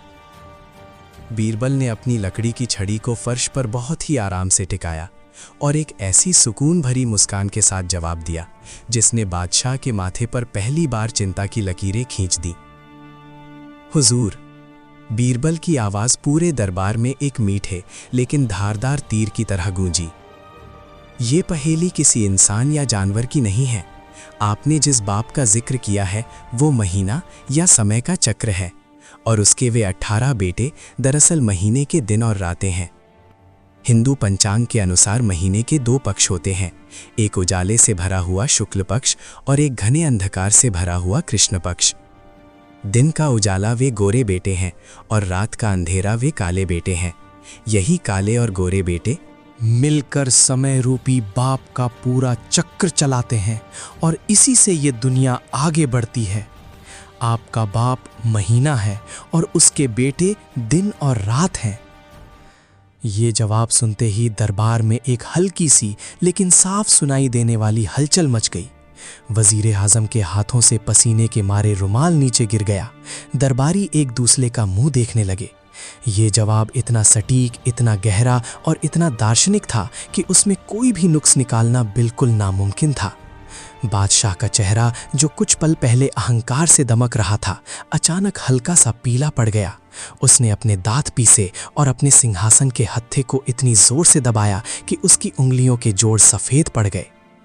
तुक्का! बादशाह ने जोर से चिल्लाकर अपने दरबारियों को शांत किया। ये केवल एक इत्तेफाक था मुसाफिर। तुमने शायद किसी से ये सुन लिया होगा, लेकिन मेरी अगली पहेली तुम्हारे इस इत्तेफाक को अभी मिट्टी में मिला देगी। ध्यान से सुनो। बादशाह अपनी जगह से खड़ा हो गया। उसकी आंखों में अब एक अजीब सी बौखलाहट और गुस्सा था। चोटी बंधी गगन की ओर, अंदर में लटका है मोर। बताओ, ये कौन सा जादुई मोर है जो गगन की तरफ बंधा हुआ है। अगर तुम्हारी अक्ल सच में इतनी तेज है तो इस रहस्य का पर्दाफाश करो। दरबारियों की सांसें फिर से अटक गईं। जादुई मोर, गगन की ओर चोटी, ये पहेली पिछली वाली से भी ज्यादा उलझी हुई और खौफनाक थी। कुछ दरबारियों को लगने लगा कि शायद इस बार बीरबल फंस गए हैं। रोचक तथ्य दोस्तों, क्या आप जानते हैं कि प्राचीन भारत में पहेलियों को प्रहेलिका कहा जाता था? संस्कृत के बड़े बड़े विद्वान शास्त्रार्थ के दौरान ऐसी प्रहेलिकाएं पूछते थे जो सुनने में किसी जानवर या इंसान की तरह लगती थीं, लेकिन उनका असली जवाब हमेशा इंसान की रोजमर्रा की जिंदगी से जुड़ा कोई निर्जीव या साधारण वस्तु होता था। बीरबल इसी प्राचीन मनोवैज्ञानिक खेल के सबसे बड़े उस्ताद थे। बीरबल ने अपनी आंखें एक पल के लिए बंद कीं। विंध्याचल के उस घने और डरावने जंगल की वो काली रात, वो तेज तूफान और उस बूढ़े लकड़हारे की झोपड़ी के बाहर लटकती हुई वो लालटेन उनकी आंखों के सामने बिल्कुल जीवित हो उठी। बीरबल ने आंखें खोलीं और बादशाह की आंखों में सीधा देखते हुए बिना किसी खौफ के अपना दूसरा तीर छोड़ दिया। हाँपना, महलों में रहने वालों को आसमान में उड़ने वाले पक्षी ही नजर आते हैं, लेकिन ये कोई मोर या पक्षी नहीं है। ये तो इंसान की अकल का एक बहुत ही सुंदर और साधारण सा नमूना है। ये लालटेन है। लालटेन को लटकाने के लिए उसकी चोटी या उसका कुंडा हमेशा ऊपर यानी गगन की ओर बंधा रहता है, और उसके कांच के अंदर जो छोटी सी आग की लौ जलती है, जब हवा अंदर जाती है तो वो लौ ऐसे फड़फड़ाती है मानो कोई मोर अपने सुंदर पंख फैलाकर नाच रहा हो। आपकी गगन की ओर बंधी चोटी वाली चीज लालटेन है और अंदर नाचता हुआ मोर उसकी आग की लौ है। असंभव! बादशाह के मुंह से अचानक एक चीख निकल गई और वो धड़ाम से अपने सिंहासन पर बैठ गया। पूरे दरबार में अब सन्नाटे की जगह एक दबी हुई गड़गड़ाहट ने ले ली थी। बड़े बड़े विद्वान जो वहां कोनों में बैठे थे, वे बीरबल की इस हाजिर जवाबी और प्रकृति से जुड़ी इस गहरी समझ को देखकर दांतों तले उंगलियां दबा रहे थे। अगर आप भी बीरबल के इन झन्नाटेदार और दिमाग की नसें खोल देने वाले जवाबों को सुनकर अपनी कुर्सी से उछल पड़े हैं, तो दोस्तों अपने इस रोमांच को केवल खुद तक सीमित मत रखें। अभी इसी वक्त इस वीडियो को लाइक करें और अपने उन सभी दोस्तों के साथ शेयर करें जो खुद को बहुत बड़ा ज्ञानी समझते हैं। देखते हैं क्या वे भी बीरबल की तरह इन पहेलियों का अर्थ निकाल पाते हैं। और हाँ, अगर आपने अभी तक दिमाग की बत्ती को सब्सक्राइब नहीं किया है तो तुरंत वो घंटी वाला बटन दबा दें, क्योंकि इस दरबार का रोमांच अब अपनी सारी हदें पार करने वाला है। बादशाह का सांस लेना अब भारी हो गया था। उसके सीने में अहंकार और अपमान की एक भयंकर आग जलने लगी थी। वो जो बादशाह पूरे उत्तर भारत के विद्वानों को बेवकूफ समझता था, आज एक साधारण से सूती कपड़े पहने मुसाफिर के सामने खुद को लाचार महसूस कर रहा था। चुप रहो तुम सब! बादशाह ने दरबारियों की कानाफूसी सुनकर दहाड़ लगाई। अभी केवल 2 पहेलियां सुलझी हैं, अभी 3 बाकी हैं, और मेरी तीसरी पहेली अच्छों के दिमाग के परखच्चे उड़ाने के लिए काफी है। बादशाह ने अपनी आवाज को और भारी, गहरा और रहस्यमयी बना लिया। वो सीधे बीरबल की तरफ उंगली उठाते हुए बोला, चढ़ी चौकी पर बैठी रानी, सिर पर आग बदन पर बानी। बताओ ऐ मुसाफिर, इस दुनिया में ऐसी कौन सी अजीब और खौफनाक रानी है जिसका बदन पानी का है और सिर आग का? प्रकृति का सबसे बड़ा नियम है कि पानी आग को मार देता है, फिर ये रानी कैसे जिंदा है? 2 जवाब। बादशाह को पूरा यकीन था कि इस बार बीरबल हार मान लेंगे। उसने वजीर को आंखों ही आंखों में जंजीरें उठाने का इशारा कर दिया। पहरेदार जंजीरें लेकर 2 कदम आगे बढ़ भी आए। जंजीरों के फर्श पर घसीटने की वो छन छन की खौफनाक आवाज पूरे दरबार में गूंज गई, लेकिन बीरबल के कदम अपनी जगह से 1 इंच भी नहीं हिले। उन्होंने उन पहरेदारों की तरफ एक नजर देखा और उनके चेहरे पर एक ऐसी व्यंग्यात्मक मुस्कान आई जिसने जंजीरें पकड़े उन खूंखार पहरेदारों के भी पसीने छुड़ा दिए। बीरबल को लकड़हारे के हाथ से बना वो मिट्टी का बर्तन याद आ गया जो अंधेरे से लड़ने की सबसे बड़ी ताकत था। हुजूर, बीरबल ने बहुत ही विनम्र लेकिन राजसी अंदाज में कहा, ये रानी आपके रेशमी और मखमली महलों में नहीं बैठती। ये रानी तो हर गरीब की झोपड़ी और हर अमीर की हवेली के आंगन में पाई जाती है, और प्रकृति के नियम को ये रानी तोड़ती नहीं बल्कि उसे एक नया रूप देती है। आपका जवाब है मिट्टी का दिया। बीरबल ने अपनी बात को और विस्तार देते हुए कहा, जब हम एक मिट्टी के दिए को एक छोटी सी लकड़ी की चौकी पर रखते हैं तो वो किसी रानी की तरह विराजमान हो जाता है। उस दिए के अंदर भरा हुआ तरल तेल उसका वो पानी वाला बदन है और उस तेल के सहारे ऊपर जलने वाली रुई की बाती उस रानी के सिर पर जलने वाली आग का ताज है। आग और पानी दोनों मिलकर इस मिट्टी के दिए को वो रानी बनाते हैं जो हर रात अंधेरे का सीना चीरकर रोशनी फैलाती है। ये सुनते ही दरबार में बैठे एक बहुत ही बूढ़े और ज्ञानी काजी अपनी जगह से खड़े हो गए और उनके मुंह से बेसाख्ता निकल पड़ा, सुभान अल्लाह, क्या बात है मुसाफिर, तुम्हारे ज्ञान की गहराई को मेरा सलाम है। पूरे दरबार में अब तालियों की हल्की हल्की गूंज शुरू हो गई थी। कोई भी अपने आप को रोक नहीं पा रहा था। एक तरफ सोने के घोड़े हिनहिना रहे थे और दूसरी तरफ काल कोठरी के पहरेदार अपनी जंजीरें वापस समेटकर पीछे हटने लगे थे। बादशाह के चेहरे का रंग अब पूरी उड़ उड़ चुका था। उसका मुकुट जो कुछ देर पहले उसकी शान था, अब उसे अपने रथ पर एक भारी बोझ लगने लगा था। उसे लगने लगा कि उसका तख्त उसके नीचे से खिसक रहा है। उसके होठ कांपने लगे थे। नहीं, ये नहीं हो सकता, बादशाह अपने आप से बड़बड़ाया। लेकिन फिर उसके अहंकार ने उसे एक बार फिर खड़ा होने पर मजबूर कर दिया। अभी जंग खत्म नहीं हुई है आगरा के नुमाइंदे, बादशाह ने अपनी मुट्ठियां हवा में लहराते हुए कहा। तुमने 3 पहेलियां सुलझा लीं, लेकिन मेरी चौथी पहेली इंसानी फितरत और धोखे का सबसे बड़ा जाल है। इस जाल से तुम किसी भी कीमत पर बाहर नहीं निकल पाओगे। सुनो मेरी चौथी चुनौती। पूरे दरबार में फिर से एक खौफनाक सन्नाटा छा गया। मुंह कड़वा पर मीठी बात। बताओ, ऐसा कौन सा इंसान, जानवर या शैतान है जिसका मुंह तो कड़वाहट से भरा है, जहर से भरा है, लेकिन वो फिर भी मीठी बातें करता है? ऐसा धोखा देने वाला कौन है? बादशाह के स्वर में जीत की एक झूठी उम्मीद साफ झलक रही थी। उसे लगा था कि मुंह और बात सुनकर बीरबल किसी इंसान या किसी दरबारी का नाम लेंगे और वो उसे गलत साबित कर देगा। बीरबल कुछ पलों के लिए बिल्कुल शांत खड़े रहे। उन्होंने अपना सिर हल्का सा झुकाया। दरबारियों को लगा कि शायद अंततः बीरबल हार मान रहे हैं। वजीर आजम के चेहरे पर एक राहत भरी मुस्कान आ गई। लेकिन बीरबल हार नहीं मान रहे थे। वे उस गांव की चिलचिलाती धूप, मिट्टी की सोंधी खुशबू और उस दयालु बुजुर्ग महिला के आंगन को याद कर रहे थे जिसने उन्हें वो कड़वा लेकिन अमृत जैसा रस पिलाया था।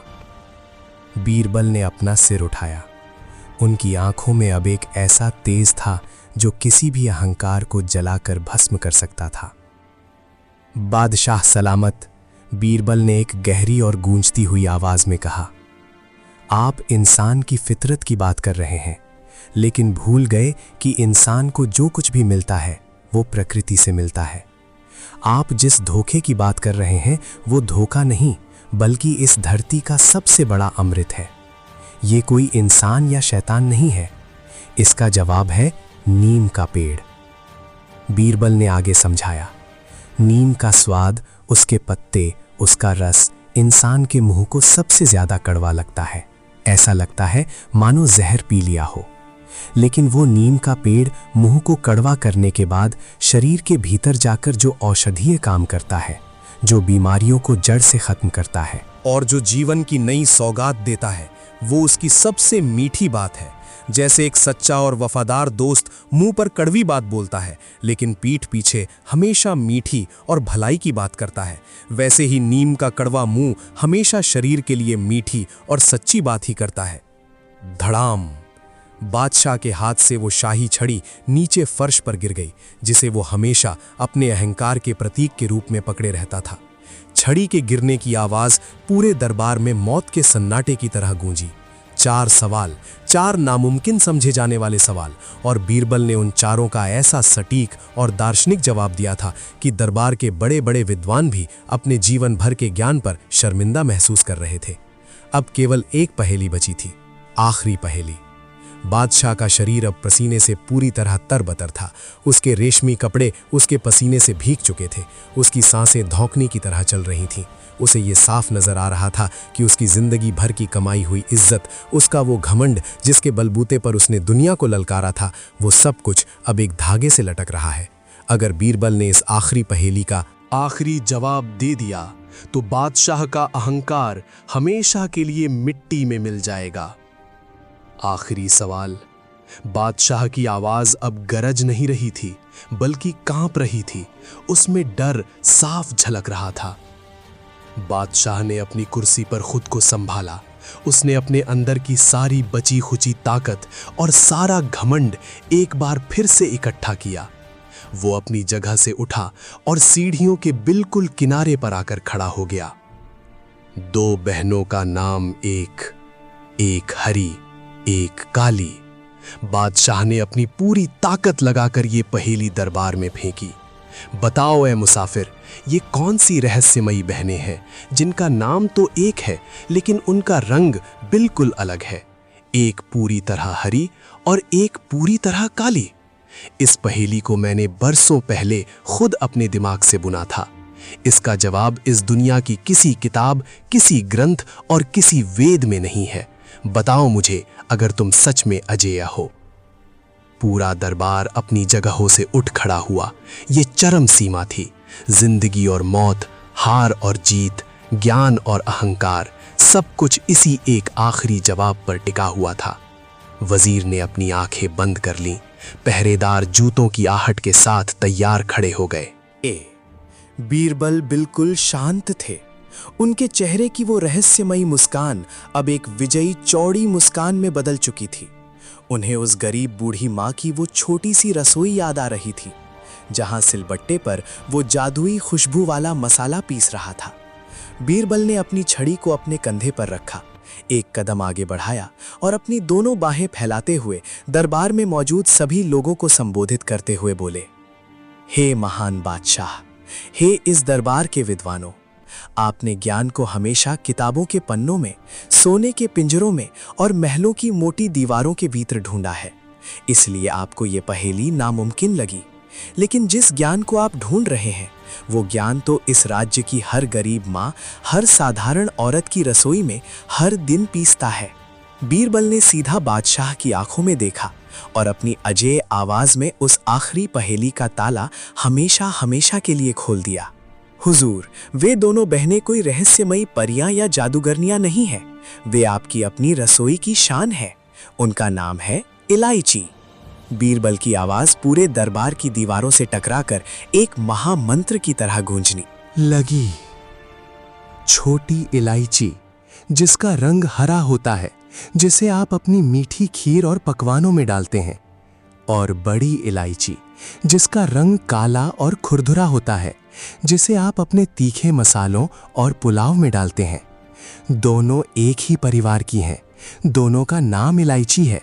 दोनों बहनें हैं, एक हरी और एक काली। आपकी ये नामुमकिन पहेली महलों के अखाड़े में नहीं, बल्कि एक आम इंसान की साधारण सी रसोई में दम तोड़ चुकी है बादशाह सलामत। जैसे ही बीरबल के होठों से इलायची शब्द निकला, पूरा का पूरा दरबार एक पल के लिए सन्न रह गया। और फिर विस्फोट। जी हां दोस्तों, उस दरबार में तालियों, वाहवाही और खुशी का ऐसा भयंकर विस्फोट हुआ जिसने उस महल की मजबूत दीवारों को भी हिलाकर रख दिया। काजी, वजीर, दरबारी, सिपाही और यहाँ तक कि वे काल कोठरी के पहरेदार भी अपनी जंजीरें जमीन पर फेंककर बीरबल के सम्मान में जोर जोर से तालियां बजाने लगे। हर कोई अपनी जगह से खड़ा था। हर किसी के चेहरे पर एक ही भाव था, सदमा, अचरज और बेइंतहा सम्मान। बादशाह के पैरों तले से जमीन पूरी तरह खिसक चुकी थी। वो धड़ाम से अपने घुटनों के सीढ़ियों पर गिर पड़ा। उसका वो भारी मुकुट, जो उसके घमंड का सबसे बड़ा प्रतीक था, उसके सिर से फिसलकर नीचे फर्श पर गिरा और टन टन टन करता हुआ बीरबल के पैरों के पास आकर रुक गया। बादशाह की आंखें फटी की फटी रह गई थीं। उसे अपनी हार पर यकीन ही नहीं हो रहा था। जिस इंसान ने उसे उसी के दरबार में, उसी के सवालों में, उसी के लोगों के सामने इस तरह से नंगा कर दिया था, वो कोई आम मुसाफिर नहीं बल्कि ज्ञान का साक्षात देवता लग रहा था। कौन हो तुम? बादशाह की आवाज में अब रत्ती भर भी गुरूर नहीं था। वो एक लाचार और टूटे हुए इंसान की तरह बीरबल की तरफ देख रहा था। ये ज्ञान, ये समझ, ये प्रकृति का अस्त्र कोई आम इंसान नहीं चला सकता। तुम्हारा असली नाम क्या है, ए मुसाफिर? बीरबल ने नीचे झुके हुए बादशाह को बहुत ही करुणा और शांत भाव से देखा। उन्होंने वो शाही मुकुट जमीन से उठाया, सीढ़ियां चढ़कर बादशाह के पास गए और वो मुकुट आदर के साथ बादशाह के हाथों में वापस रख दिया। मेरा नाम महेश दास है जहांपना, बीरबल ने बहुत ही विनम्रता से अपना सिर झुकाते हुए कहा, और दुनिया मुझे मेरे शहंशाह जलालुद्दीन मोहम्मद अकबर के दिए हुए नाम बीरबल से जानती है। बीरबल, यह नाम सुनते ही जैसे बादशाह के शरीर में बिजली दौड़ गई। हिंदुस्तान का सबसे तेज और सबसे हाजिर जवाब इंसान। बादशाह को अब अपनी बेवकूफ़ी और अपने अहंकार पर रोना रहा था। उसने किससे पंगा लिया था? उस इंसान से जिसके दिमाग की बत्ती कभी बुझती ही नहीं। मैंने अपने अहंकार में अंधा होकर पूरी दुनिया को ललकारा। बादशाह ने अपने दोनों हाथ जोड़ लिए। उसकी आंखों से आंसू छलक पड़े। मुझे लगता था कि मैं सबसे बड़ा ज्ञानी हूँ, लेकिन तुमने आज मेरी आंखें खोल दी बीरबल। तुमने मुझे सिखा दिया कि जो ज्ञान घमंड पैदा करे वह ज्ञान नहीं जहर होता है, और जो ज्ञान इंसान को विनम्र बनाए वही असली अमृत होता है। आज से मेरा यह सारा अहंकार इसे मुना नदी में बह गया। तुम जीते बीरबल और मैं हार गया। बादशाह ने तुरंत अपने सेनापति को इशारा किया, मुनादी करवा दो पूरे राज्य में। बादशाह ने अपनी पूरी ताकत से ऐलान किया, आज के बाद इस दरबार में कोई खौफनाक पहेली नहीं पूछी जाएगी। काल कोठरी की जंजीरों को पिघलाकर गरीबों के लिए बर्तन बना दिए जाएं, और आज के विजेता मुगल सल्तनत के सबसे अनमोल रत्न बीरबल को पूरे शाही से सम्मान के साथ यह इनाम सौंपा जाए। दे दो इन्हें ये खालिस सोने के दोनों घोड़े, क्योंकि ये इसके असली हकदार हैं। पूरे राज्य में उस दिन दिवाली मनाई गई। बीरबल ने वे सोने के घोड़े स्वीकार किए और उसी दिन शाम को यमुना के उसी किनारे से वापस आगरा के लिए अपनी वापसी की यात्रा शुरू कर दी, जहां उनके शहंशाह अकबर उनका बेसब्री से इंतजार कर रहे थे। दोस्तों, बीरबल ने उस दिन केवल एक चुनौती नहीं जीती थी, बल्कि उन्होंने दुनिया को यह बता दिया था कि सबसे बड़ा हथियार इंसान का शांत दिमाग और उसकी अक्ल होती है। अगर आपके शरीर के रोंगटे भी इस जबरदस्त और दिमागी महासंग्राम को सुनकर खड़े हो गए हैं, अगर बीरबल के हर जवाब पर आपके मुंह से भी सीटी या ताली निकली है, तो इस वीडियो को तुरंत लाइक ठोकें। इसे अपने उन दोस्तों, रिश्तेदारों और परिवार वालों के साथ शेयर करें जो पहेलियां सुलझाने का शौक रखते हैं या खुद को बहुत होशियार समझते हैं। और सबसे ज़रूरी बात, अगर आप चाहते हैं कि हर दिन आपके दिमाग की कसरत ऐसे ही होती रहे और आपको इतिहास की ऐसी खूंखार, रहस्यमयी और रोमांचक कहानियां सुनने को मिलती रहें, तो अभी के अभी दिमाग की बत्ती चैनल को सब्सक्राइब करें और वह घंटी ज़रूर दबाएं, क्योंकि जब तक यह चैनल आपके साथ है, आपके दिमाग की बत्ती हमेशा जलती रहेगी। अगली कहानी इससे भी ज़्यादा धमाकेदार होगी। तब तक के लिए सोचते रहिए और मुस्कुराते रहिए।